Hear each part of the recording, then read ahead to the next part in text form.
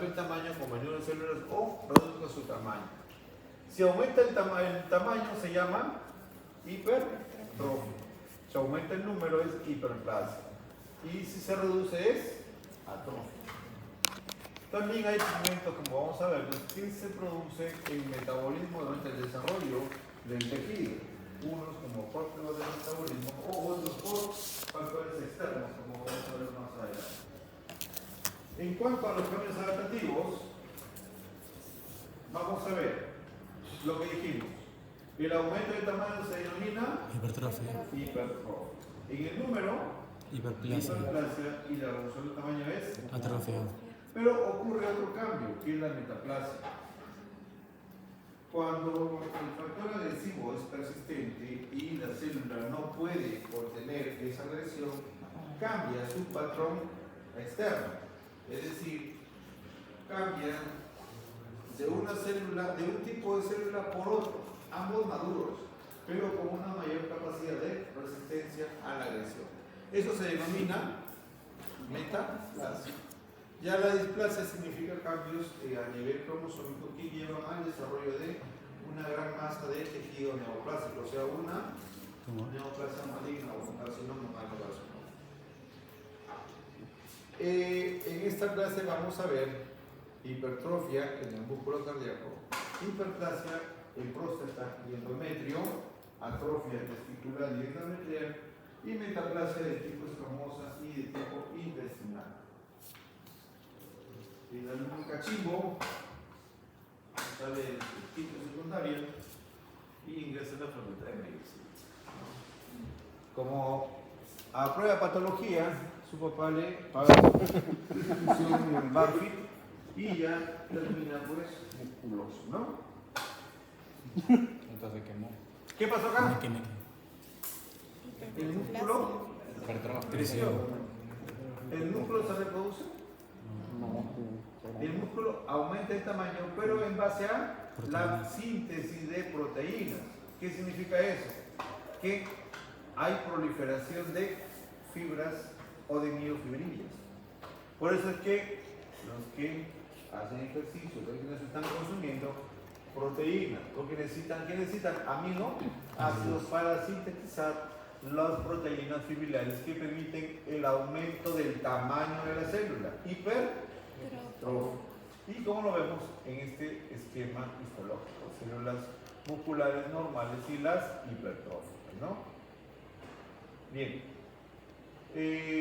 Lo mismo, eso es de manera funcional, ¿no? Porque si jalas patología, de tu papá ya no te paga la matrícula y te manda a trabajar, ¿no? 6 meses cargando bultos, a ver cómo no es esta gimnasia. Igual hay hipertrofia por una mayor demanda funcional. Pero aquí, ¿qué pasó? Hay engrosamiento de la pared ventricular, pero por causas patológicas. ¿Qué pasó en este paciente? Un paciente quizás con problemas vasculares, arteriosclerosis, donde esos vasos están muy endurecidos. Por lo tanto, el corazón, que gastaba así de energía para expulsar la sangre, ahora necesita mucho más. O sea, más fuerza, más ejercicio para impulsar la misma sangre, el mismo volumen, contra una vasculatura muy dura, ¿no? Eso hace que este músculo estriado de la pared ventricular, de la pared interventricular, se engruece, aumente el tamaño. Hipertrofia. ¿Y qué lo vemos acá? Histológicamente, ¿cuál es la característica histológica? Células, ¿no?, paralelas, ¿no?, que están ordenadas de una manera ordenada. Pero como va aumentando el número de fibras, van aumentando el diámetro. Hay una mayor cantidad de miofibrillas, incluso hay cambios a nivel nuclear. Son unos núcleos mucho más grandes, mucho más hipercromáticos, porque están sintetizando proteínas en base a lo que ingieren, ¿no? Entonces, esto se produce en el caso de pacientes con hipertensión arterial. Son cambios que ocurren a nivel del corazón, ¿no?, del músculo. Pero esto no lo vas a ver. Eso lo vas a saber cuando ya ese paciente tenga 20, 30 años de hipertenso y ese corazón se vuelva insuficiente, ¿no? Y ya esté tan hipertrofiado, esté tan raso que ya no tiene la fuerza suficiente para contraerse y impulsar la sangre en la sístole, ¿no? Estos son cortes transversales, vemos las fibras musculares, incluso vamos a ver que son más oscuras, estas son mucho más, hay unas zonas más tenues, porque ya no se puede llegar a producir más proteína. Y se ve de esta manera, ¿no? Ya son desordenadas, alargadas, incluso vemos espacios en blanco que son reemplazados por colágeno. Esta hipertrofia lleva a una disfunción, a una miocardiopatía dilatada. Con el tiempo, ¿no? Porque ya crece tanto que ya pierden la fuerza contraria. La hiperplasia, ¿qué dijimos que era? Aumenten el número de células. ¿Dónde ocurre? De forma patológica en la próstata, de forma fisiológica en el útero, ¿no? La hiperplasia, por efecto hormonal, ¿no? La testosterona, hace que el tejido glandular prostático empiece a reproducirse y empiezan a producir más células de tal manera que siguen creciendo, pero ya no tienen dónde crecer, ya no tienen espacios. Por lo tanto, de los espacios quísticos que tenían, empiezan a ramificarse y enrollarse sobre ellos, ¿no? Vemos en este caso que este crecimiento llega a desarrollar estas estructuras nodulares. ¿Cómo se ven? De esta manera. Van creciendo de tal manera que, ¿cuál es el efecto? ¿Qué hacen? ¿Ah? Comprime. ¿Qué estructura? La vejiga y La uretra prostática. Manifestación clínica del paciente prostático. Supongo que todos tenemos a un papá que se levanta a orinar por las noches, no puede orinar. Ya poquito. Es por esto. Porque acuérdense que todos vamos a pasar por esto, ¿eh? 40, 50 años, 60 años, la próstata va a formar hiperplasia glandular. Que es de tal manera que, como no llega a donde se empieza a comprimir la uretra, y esa es la manifestación clínica, ¿no? Y estos nódulos están formados por una proliferación de células epiteliales glandulares que empiezan a crecer de forma desproporcionada, de tal manera que forman pliegues, ¿no? Muy pronunciados. Pliegues muy pronunciados que empiezan a juntarse y a formar estructuras nodulares. ¿Cuál es el epitelio de la glándula? Un epitelio cilíndrico simple que produce un líquido, que es el líquido prostático. Es una materia. ¿Qué color tiene histología? El líquido prostático es una secreción lechosa, una cecina. Como se produce mucho, se precipita y forma estas estructuras que no es más que el componente, el líquido del líquido seminal, que se precipita y forma los denominados cuerpos amiláceos o cuerpos de Samón, que también se ven en esta patología, ¿no? Entonces vamos a ver unas glándulas tortuosas plegadas de una o dos capas que están apiñándose y forman toda esa hiperplasia, nódulos hiperplásicos, y vemos aquí estos cuerpos de Samón, también denominados cuerpos amiláceos. Algunos pueden desarrollar espacios mucho más amplios denominados espacios quísticos o una hiperplasia quística. Otro tipo de hiperplasia ocurre en el endometrio, pero la hiperplasia no ocurre de forma fisiológica, sino de forma patológica. ¿Por qué? Llegados a los 40, 45 años de una mujer, ¿qué etapa inicia? ¿Y por qué ocurre una pausa?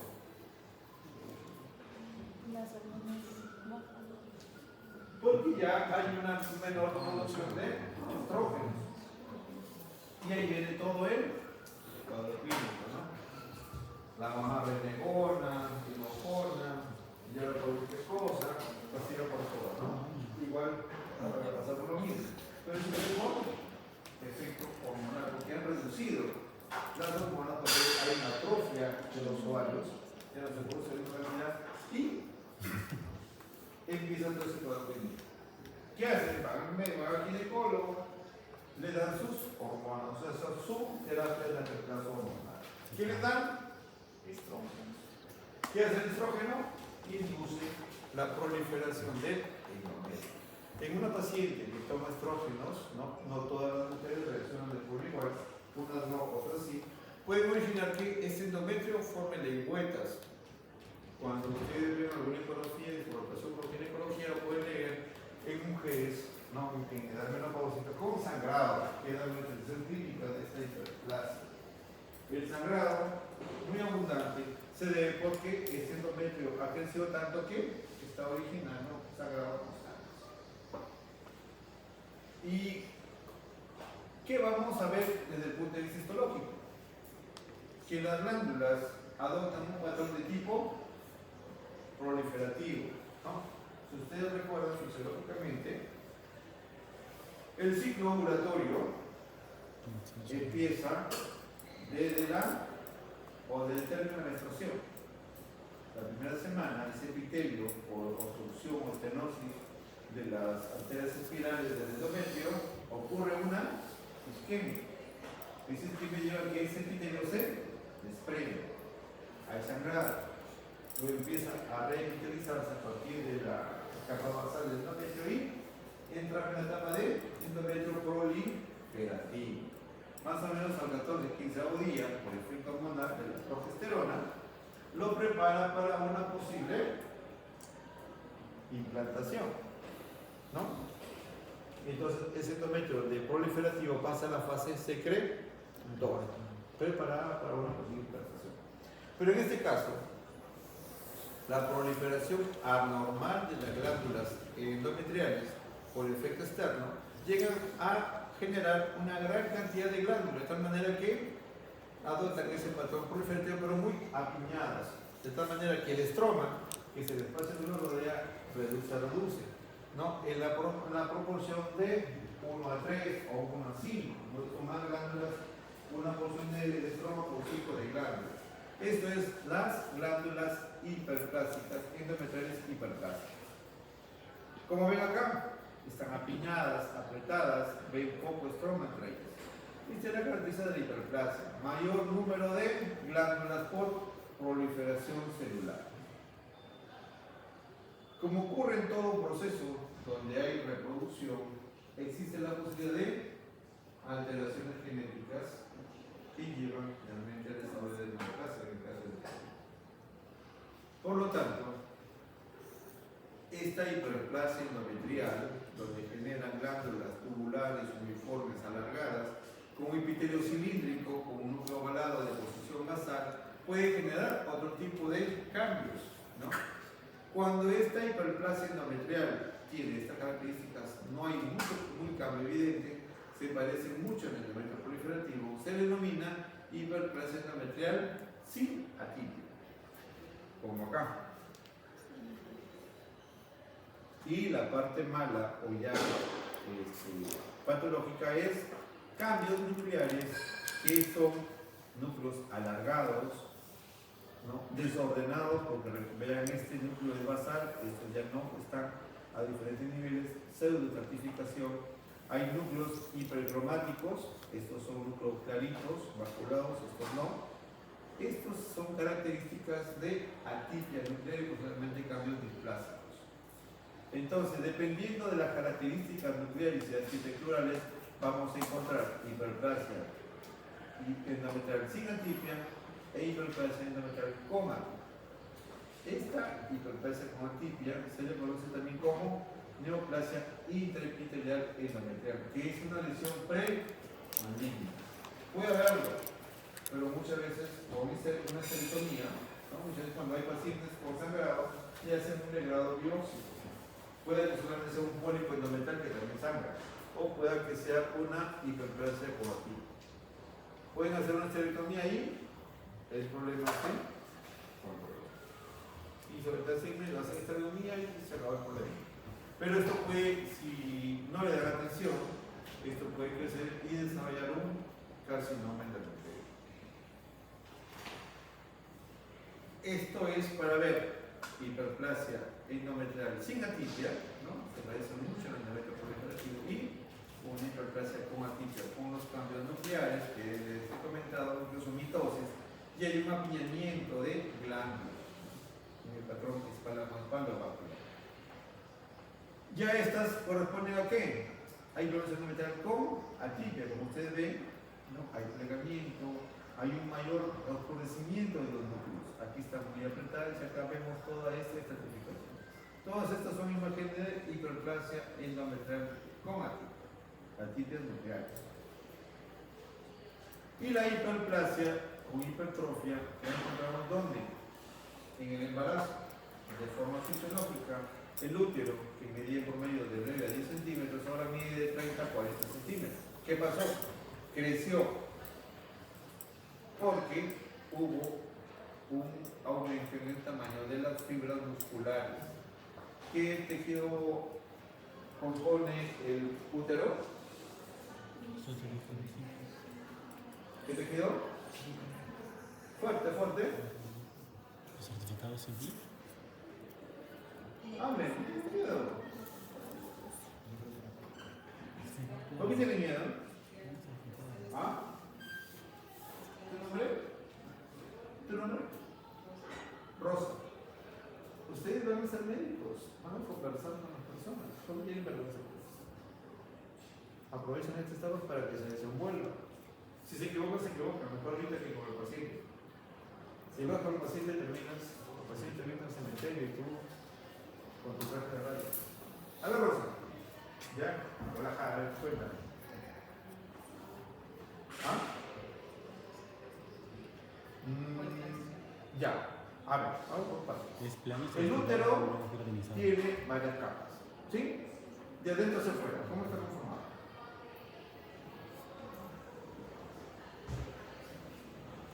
A ver. Sí. Endometrio. ¿Qué tipo de epitelio tiene el endometrio? Epitelio. ¿Plano certificado no caracterizado? Cilíndrico. Endometrio es cilíndrico. Acuérdense, todo tejido o epitelio secretor es cilíndrico. Epitelio de cubierta es, de revestimiento es plano. Entonces yo les preguntaba, ¿cómo está conformado la estructura del útero? Internamente es el endometrio, que por efecto hormonal puede variar su forma. ¿Sí? ¿Ahí qué le sigue? Miometrio. El miometrio, ¿qué tipo de tejido es? Músculo liso. Liso, musculatura lisa. Y por fuera está el perimetrio. ¿Qué quieres sacar? En la hipertrofia. ¿Quién crece? El músculo. El miometrio. Crece el músculo. Pasa el embarazo, ese músculo se reduce y vuelve a su tamaño casi normal. Muy bien. Lo contrario a la hiperplasia es la atrofia. ¿Qué es atrofia? Disminución del volumen. ¿Ah? Disminución del tamaño. De tamaño. No, volumen es. Sí, es tamaño. Es tamaño. ¿Sí? Bien. Así es que, como dice la literatura, órgano que no se usa, se atrofia. El paciente postrado, ¿no? Que se encama un mes, 2 meses, esa persona se vuelve laxa, el músculo se hace muy blando. Una vez que empieza a caminar, ese músculo empieza a recuperarse, ¿no? Entonces, la atrofia se debe por disminución de función, disminución de trabajo, por inervación, por vascularización o infección. ¿Cuánto mide el testículo? 3 3 a 5. 5 centímetros. Por lo menos son de 3 a 5, ¿no? Este es normal, este no. ¿Qué pasó? Se atrofió. Se ha reducido el tamaño, se atrofió. ¿Dónde ocurre esto? Más recuerde. Los que se inyectan. Las personas que se inyectan heroína. Varicocele, pues, pero la varicocele es un acúmulo de líquido. Comprime. Claro, cuando puede ser una atrofia secundaria. Cuando Pero lo no. más frecuente es que ocurre en los niños que al momento de nacer, ese testículo no. ¿Más decente? ¿Cómo se llama eso? Criptorquía. Entonces, este testículo se queda en el cabello abdominal, donde la temperatura es mucho más caliente, ¿no? Y ese epitelio se atrofia. ¿Qué estructura histológica es esto? ¿Cómo se llama? Túbulo seminífero. ¿Y con qué? ¿Por qué está compuesto el túbulo seminífero? Por los espermatogonios. ¿Ya? ¿Qué más? Espermatocitos. ¿Y las? Células de Leydig. Leydig están acá. Sertoli. Sertoli, porque son las que alimentan a las espermatogonias. Eso es normal. Conforme avanza esa alteración ambiente donde ese epitelio no puede crecer, se va reduciendo. Ya no hay la misma cantidad, hay menor cantidad de células terminales. De tal manera que terminan así, fibrosándose, ya animizándose. Todos esos túbulos seminíferos que son normales terminan fibrosándose. Esto ya son túbulos seminíferos atróficos. Donde desaparece, aquí vemos que toda la capa externa está ya alinizándose, fibrosándose, y el epitelio germinativo desaparece y solamente quedan células de Sertoli, que son estas. Ven acá, fibrosis inicial, ya hay alternados túbulos ya alinizados, fibrosados con túbulos todavía conservados. En este caso ya no hay células germinativas, sino células de Sertoli. Atrofia de los túbulos seminíferos, que en conclusión es atrofia testicular. En los ancianos también ocurre la atrofia, ¿no? También por reducción hormonal. Doctor, ¿y en las personas, por ejemplo, que son autistas o síndrome de Down, también se les atrofian los testículos? Hay, porque funcionalmente no, o sea, no hay, hormonalmente quizás no hay la suficiente producción de hormonales, de testosterona, ¿no? O sea, pues son digo, alteraciones generalizadas, ¿no? Pero no ocurre en todos tampoco. La atrofia uterina también es por hormonas, claro. Este es un útero normal, este es un útero atrófico. ¿Y qué es esto?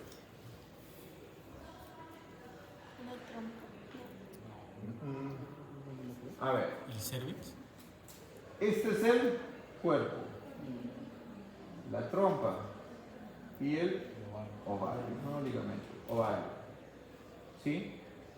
Este es el cuello uterino. Este es el cuello uterino. Este es el cuello uterino. ¿Qué pasó acá? Ha aumentado de tamaño, ¿no? Y lo que se conoce como el prolapso.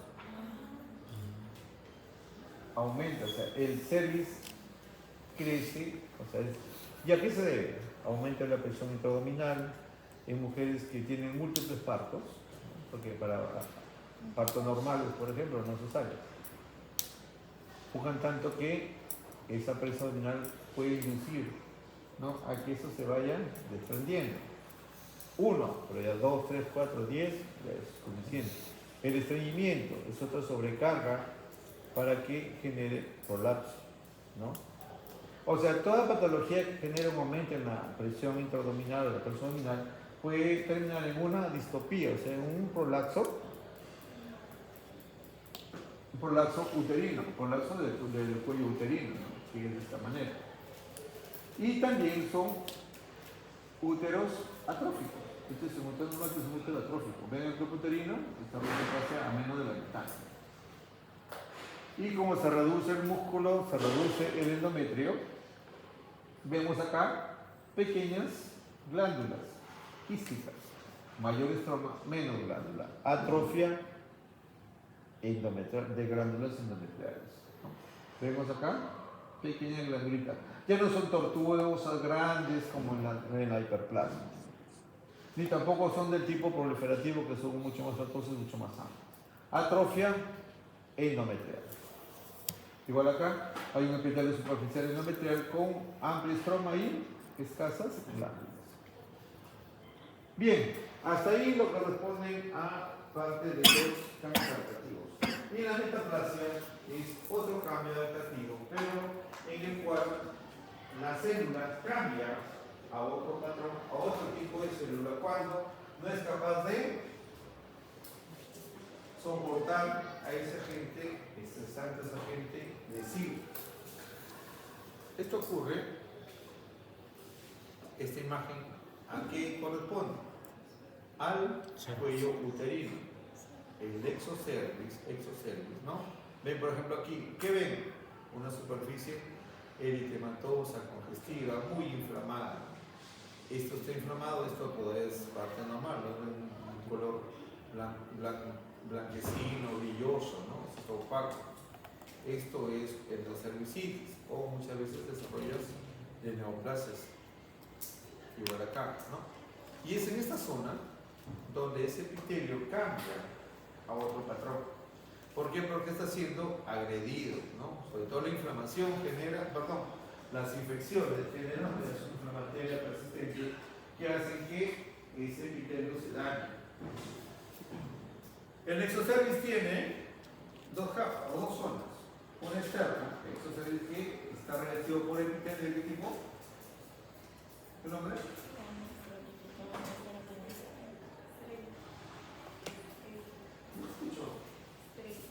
Estrella. Abre estrella. En primer lugar, en histología, ¿cómo les enseñaron a denominar los tejidos estrella? ¿Qué características tomas en cuenta para mencionar los tejidos? Primero, ya, eso se llama la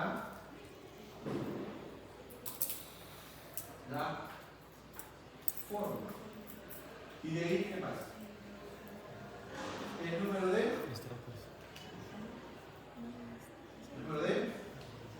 capas. Entonces, cuando tú denominas a un epitelio, primero tienes que ver la forma de la célula. Aquí, ¿qué forma tiene esta célula? Plano. Entonces, es un epitelio plano. ¿Cuántas capas tiene? Es estratificada. ¿Este célula qué forma tiene? Cilíndrica. ¿Qué epitelio es? Cilíndrico. ¿Cuántas capas tiene? Uno. Es epitelio Simple. sencillo. Entonces, ellos tienen que recordar cuando muestre algo y ustedes aprendan a identificar una célula. Identifican a la célula, identifican al epitelio. ¿Y qué más? Y si identificas un epitelio, ¿qué identificas? El órgano. Entonces, no, me sé histología por las puras, ¿no? Me quieren jalar, no me sé histología. Para patología es básica la histología. Una persona puede ver histología. Si ustedes no saben histología, se les va a hacer, o les va a demorar más tiempo entender la patología. Viendo un tejido, va incluso a dar un diagnóstico, como vamos a verlo. Entonces, existe un exocérvix o epitelio plano certificado y un endocérvico epitelio cilíndrico simple. Muchas veces este epitelio endocervical cilíndrico cambia a un patrón de tipo escamoso. Como vamos a ver acá, este epitelio cilíndrico es reemplazado por epitelio escamoso, que está desde la base, pero superficialmente queda algo de epitelio cilíndrico. Esta es la zona metaplásica. Igual acá, epitelio cilíndrico, superficialmente ya no es epitelio cilíndrico, sino un epitelio cúbico. Y por acá se va aplanando. Esta es la zona de la metaplasia escamosa. Acuérdense que el epitelio simple también se le llama epitelio escamoso. ¿Qué tipo de epitelio es este? Cilíndrico, ¿qué más? ¿Qué más? Simple. ¿Con? Ya. ¿Dónde hay epitelio cilíndrico ciliado? Epitelio respiratorio. El intestino no es ciliado, es con Microvellosidades. microvellosidades. Acuérdense, ahí vamos. Forma capas de epitelio cilíndrico simple con microvellosidades o con chapa estriada, que es el intestino. La respiratoria tiene y además es pseudo certificado, porque los núcleos están a diferentes puntos. Entonces, ¿qué órgano es esto? ¿Qué órgano es? ¿Ah? Tráquea, ¿qué más? Bronquio. Fácil. ¿Qué pasó acá? Ya. Con esto te pregunto, ¿de qué enfermedad sufre este paciente? ¿Ah? Es mandrake, brujo, adivino. Esto es la cosa respiratoria del fumador. El humo, todos los componentes del humo del tabaco, irrita a ese epitelio. Este epitelio dice, no, ya no puedo. Se transforma en un epitelio escamoso, porque acuérdense que el epitelio escamoso es mucho más resistente. El de la piel es escamoso. La piel se crece todos los días. Pero se repara, porque es certificado, ¿no? Pero en este cambio de uno a otro tipo celular pueden haber alteraciones cromosómicas y generar células displásicas que terminan en carcinomas. Ese es el riesgo de la metaplasia. Igual acá, epitelio respiratorio con cilios, y vemos que desde abajo ya está cambiando a epitelio escamoso. Igual acá, epitelio cilíndrico, y aquí empieza la metaplasia escamosa, porque todavía quedan estragos residuos de epitelio cilíndrico. Esto es cuello uterino. Vemos la parte donde este epitelio endocervical está siendo reemplazado por este epitelio escamoso. ¿Y por qué? Porque tiene abundante infiltrado inflamatorio, ¿no? Infecciones bacterianas, micóticas, ¿no? Y genera pues esta reacción del mismo epitelio para igual acá, epitelio cilíndrico, y toda esta es la zona de la metaplasia escamosa. Pero también ¿por qué es escamosa? Porque es reemplazado por epitelio de tipo escamoso. Existen los tipos de metaplasia. No les he puesto todo porque hay varios tipos de metaplasia, pero no lo que ustedes van a ver. Porque hay metaplasia focal, hay metaplasia intestinal como esta. Esta es la mucosa del cuerpo y del fondo gástrico. Mucosa gástrica. Epitelio que lo reviste es de tipo Cilíndrico. cilíndrico, ¿qué más? Ahí puedo ver. Pseudo certificado con microvellosidades. Cilíndrico simple. Estómago. Simple. Es cilíndrico simple. ¿Cuántos núcleos ven? Uno. O sea, es Simple. simple. Epitelio cilíndrico simple. Pero cuando fuman, toman alcohol, ají, ceviche, café y toda la comida irritante para el estómago, el Helicobacter de Yapa termina generando pues erosiones en la mucosa gástrica. Es una otoendoscópica y que genera inflamación, gran cantidad y cualquier de Helicobacter. ¿Qué ocurre? Este epitelio cilíndrico normal todavía termina transformándose en ¿a qué células del recuerdo? Histología. Y dale con histología. ¿Las caliciformes? Son las caliciformes. Caliciformes. ¿Dónde hay células caliciformes? Duodeno, el intestino. Siempre No hay son papilas. mucosidad. O confundas papilas con células. Intestino. Intestino. ¿En cuál de los dos? Delgado. Delgado. Epitelio con célula caliciforme. Intestino delgado.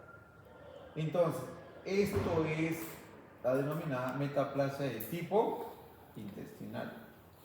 ¿Por qué? Porque sí es cierto que este epitelio gástrico produce moco, pero no es suficiente para protegerse.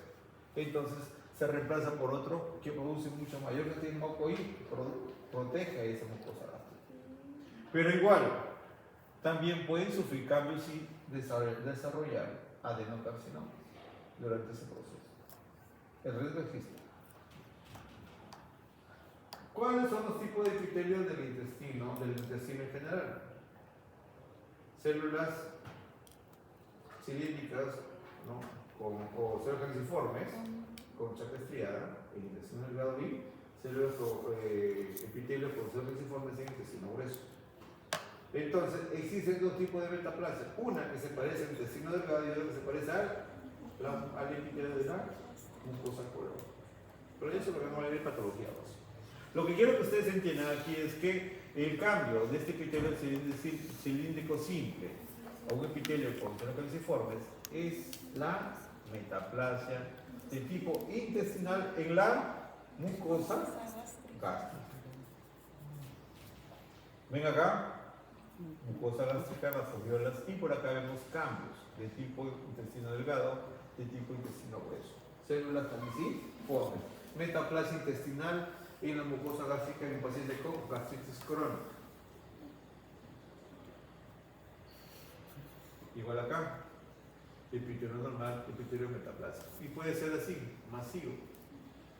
Es parte de la atrofia gástrica en pacientes con gastritis. Y a estos pacientes se les hace controles cada 6 meses porque efectivamente pueden virar a cambios dispérsitos y desarrollar cáncer.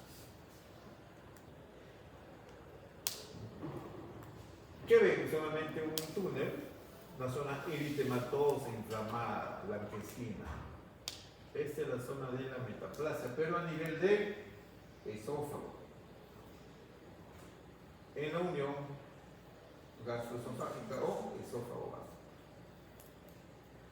¿Cómo saben que están en la unión esófago gástrica? Porque tenemos un...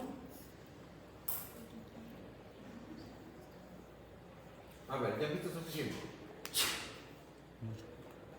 ¿Tu nombre? Daniel. A ver, Daniel. ¿Quieres decir?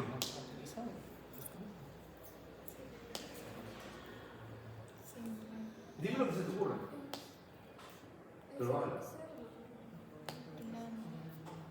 Señorita, ¿tu nombre? A ver, Liz. ¿Qué te dice tu lóbulo frontal, occipital, parietal?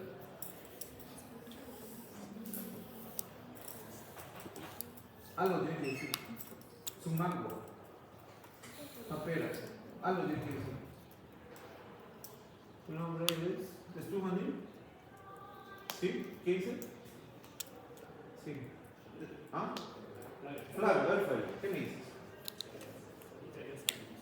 Se estratificado plano. ¿Dónde en el tubo digestivo, dónde hay epitelio plano estratificado?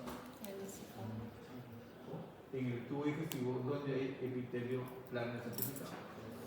¿Dónde más?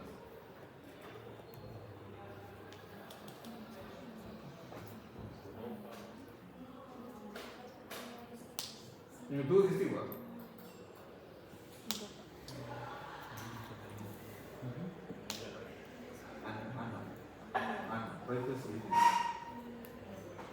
Entonces, esto es esófago. Epitelio cilíndrico, la porción inicial de la región subcardíaca. Unión gastroesofágica o esófago gástrico. Aquellas personas que tienen dificultades o alteraciones en el tono del esfínter cardial, ¿qué se genera? La regurgitación. La regurgitación o el denominado reflujo gastroesofágico. Entonces, todo lo que está en el estómago se regresa a la porción distal del esófago. ¿Y qué genera? Reacción inflamatoria. Otra vez, esta sustancia tan ácida y fuerte del estómago irrita ese epitelio. Dice ya, no soporto, me cambio a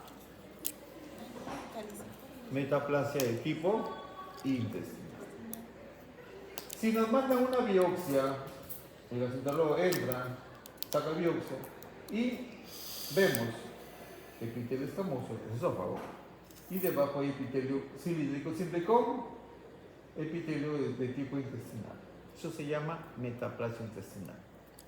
Y desde el punto de vista histopatológico, la presencia de metaplasia intestinal en la unión esófago-gástrico son criterios para definir al esófago de Barrett.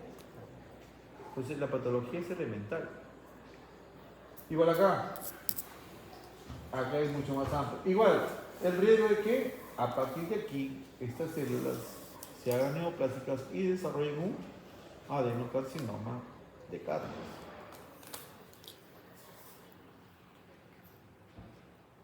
¿Preguntas hasta aquí? Bien. Luego pasamos a los depósitos intracelulares.